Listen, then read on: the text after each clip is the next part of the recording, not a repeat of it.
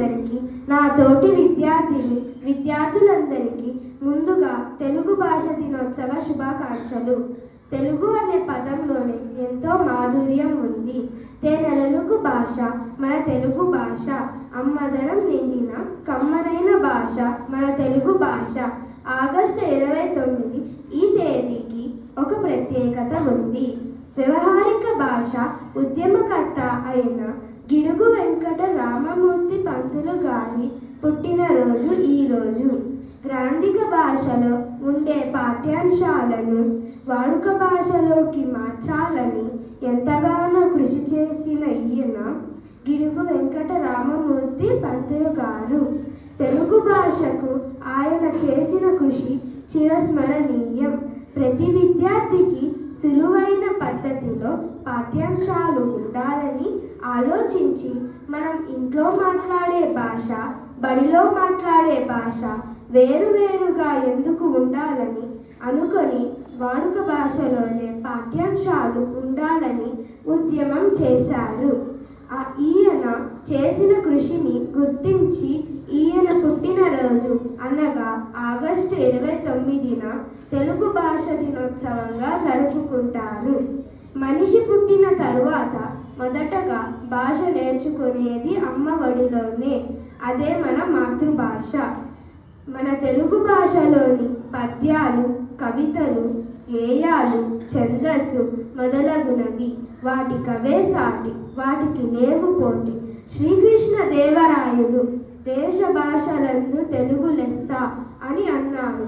మాతృభాష తల్లి పాల వంటిది, పరభాష పోత పాల వంటిది అని కొమర్రాజు లక్ష్మణరావు గారు చెప్పారు.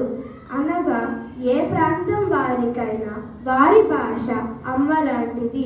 అటువంటి కమ్మనైన భాష మన మాతృభాషలోనే భాషిద్దాం. తెలుగు భాషకు 2400 సంవత్సరాల చరిత్ర ఉంది. తెలుగు భాష ద్రావిడ భాషా కుటుంబానికి చెందినది. భారతదేశంలో అత్యధికంగా మాతృభాషగా మాట్లాడే భాషలలో తెలుగు భాష ఒకటి.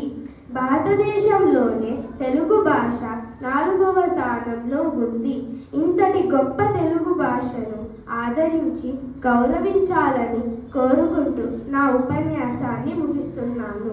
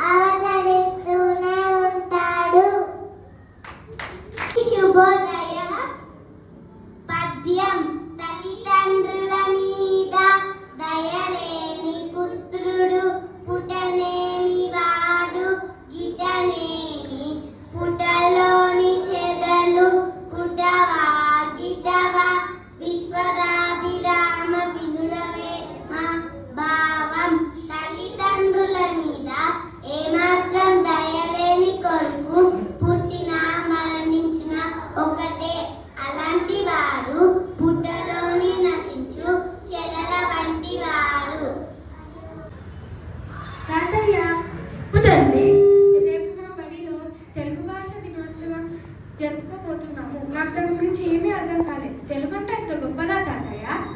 అబ్బా, చాలా మంచి ప్రశ్న అడిగావు తల్లి. తెలుగు అంటే మన భాష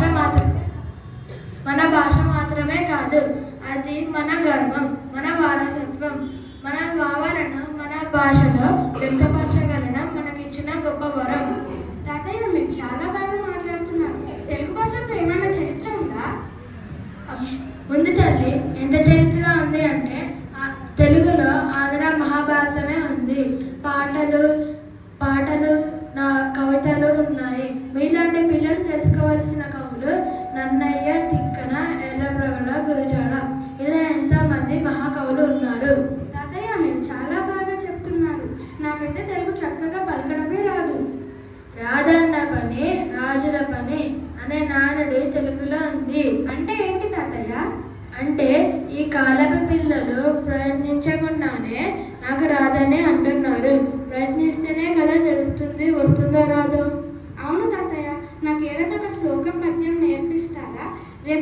జరగబోయే తెలుగు భాష దినోత్సవంలో చెప్తాను. ఓ ఎందుకు నేర్పించడం, అది నాకు వెన్నతో పెట్టిన విద్య. సరే తాతయ్య, మరి నేర్పిస్తారా? సరే. శ్లోకం.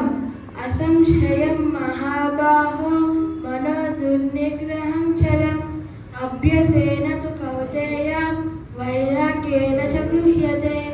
భావం. అర్జున, మనసు చంచల స్వభావం కలిగింది, నిగ్రహించడానికి శక్యం కానిది అనడంలో సందేహమే లేదు. అయితే దానిని మనం అభ్యాసం వల్ల, వైరాగ్యం వల్ల వశపరుచుకోవచ్చు. పద్యం. అక్షరాత్మకము నమృత పానమునకు రక్షతత్వమునకు రాజహంస దీక్షలోని దీక్ష తెలివి వంటి చూడరా విశ్వదాభిరామ వినురవేమ. భావం. అక్షరమును దీక్షగా అభ్యసించిన అమృతము త్రాగుతున్నట్లు అనిపించును. అక్షరము దీక్ష మిగులు దొడ్డుది. అక్షరము మనకి రక్షగా ఉండును. తెలివిగా అక్షర దీక్ష కొనసాగించు. ఇవి చాలా కష్టంగా ఉన్నాయి తాతయ్య, కానీ నేను నేర్చుకుంటాను. సరే.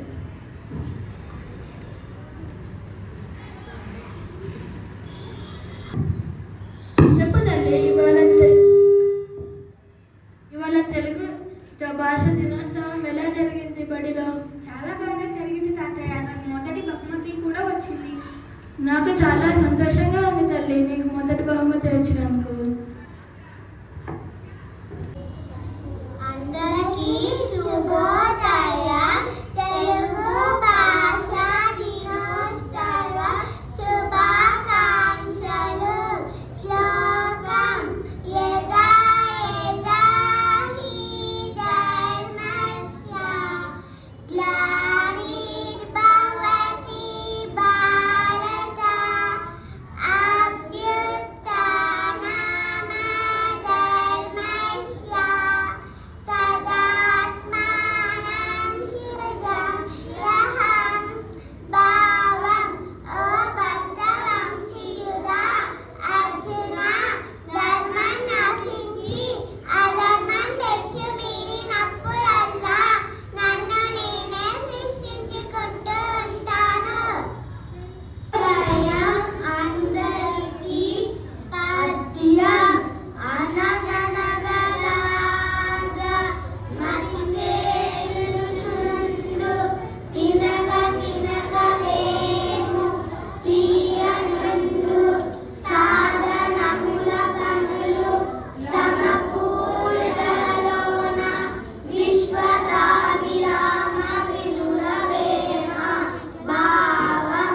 పాడగా పాడగా రాగం బాగా వచ్చును, తినగ తినగ వేపాకు కూడా బాగా అనిపించును. అలాగే ప్రయత్నం చేస్తూ ఉంటే అన్ని పనులు చివరికి సులువుగా అనిపించును.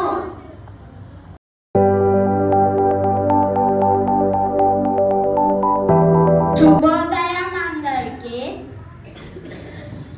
శుభోదయం అందరికీ. తెలుగు భాష దినోత్సవ శుభాకాంక్షలు. భగవద్గీత శ్లోకంలో అధ్యయనం 2 సంఖ్యయోగం నుండి 66వ శ్లోకం చెప్పబోతున్నాము. శ్లోకం. నాస్తి బుద్ధిరయుక్తస్య నాచ యుక్తస్య భావనా నచ భావయతా శాంతి రశాంతస్య కుతా సుఖం. ఏకాగ్రత లేని వ్యక్తికి బుద్ధి ఉండదు, ధ్యానం ఉండదు. ధ్యానం లేని వ్యక్తికి శాంతి ఎక్కడిది? శాంతి లేని వాడికి సుఖం ఎలా వస్తుంది? అందరికీ మేము చెప్పబోయే పద్యం సుమతి శతక పద్యం. తన కోపమే తన శత్రువు, తన శాంతమే తనకు రక్ష. దయ చుట్టంగా తన సంతోషమే స్వర్గము, తన దుఃఖమే నరకమండ్రు.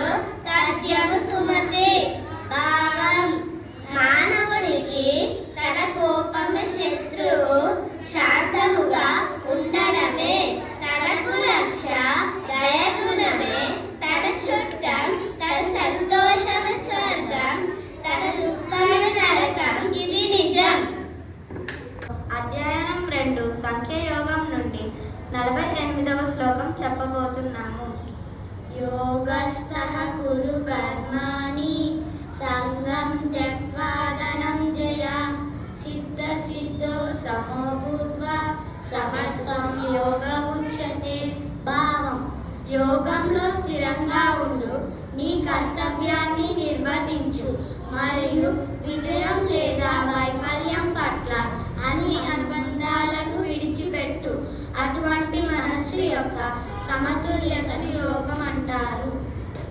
చెప్పబోయే పద్యం తెలుగు బిడ్డ పద్యం. గడిచిపోయినట్టి క్షణము తిరిగి రాదు, కాలమునకెప్పుడు గడుపమోపు, దీపమున్నయపుడే దిద్దుకోవడిల్లు, విలువ తెలిసి చదువు తెలుగు బిడ్డ.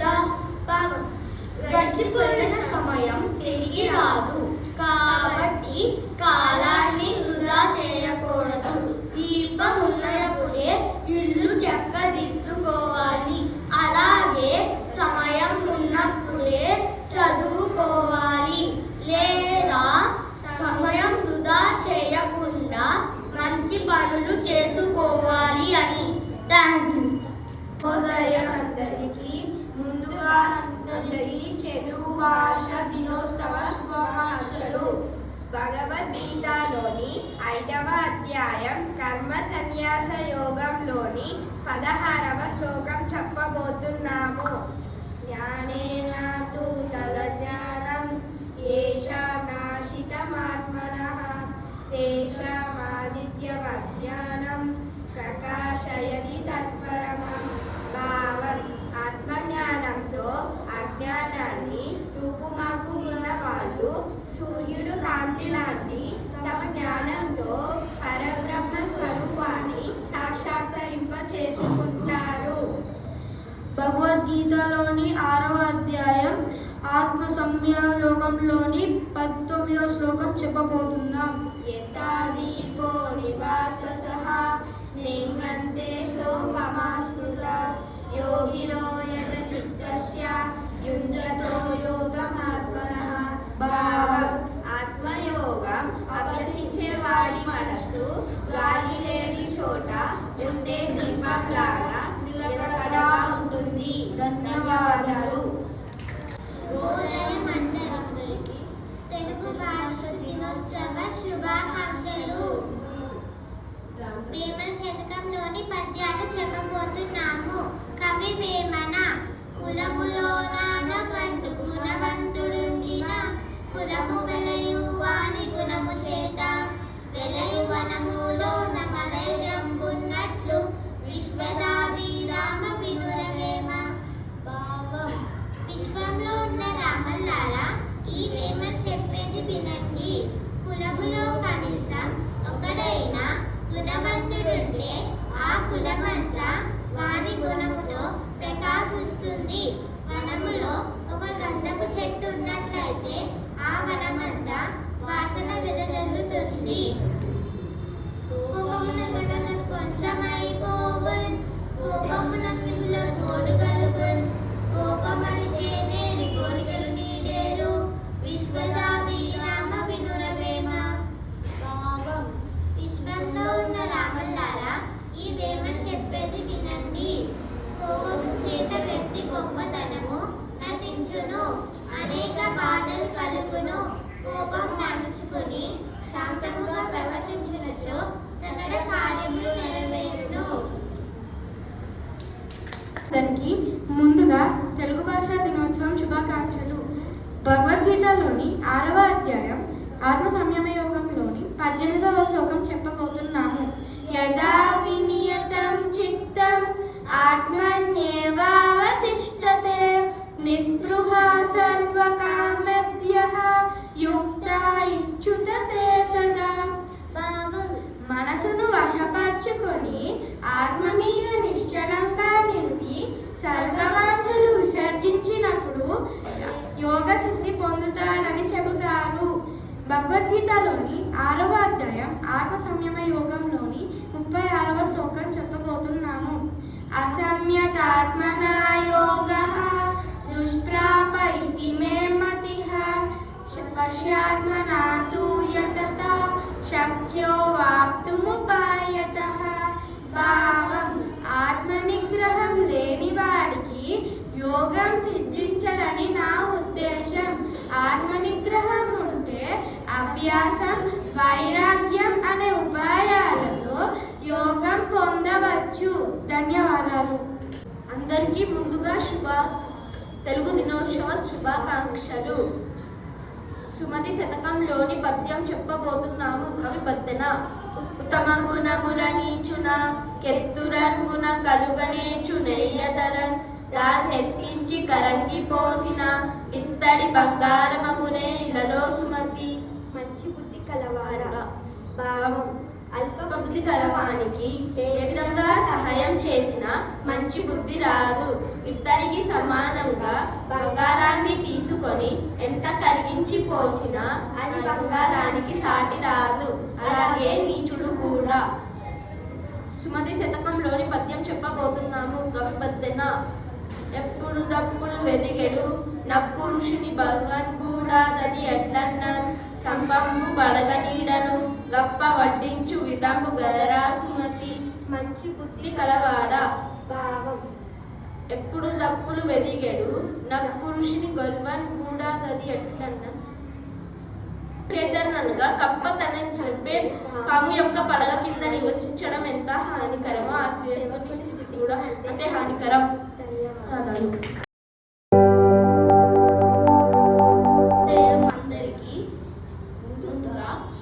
అందరికీ తెలుగు భాష దినోత్సవ శుభాకాంక్షలు.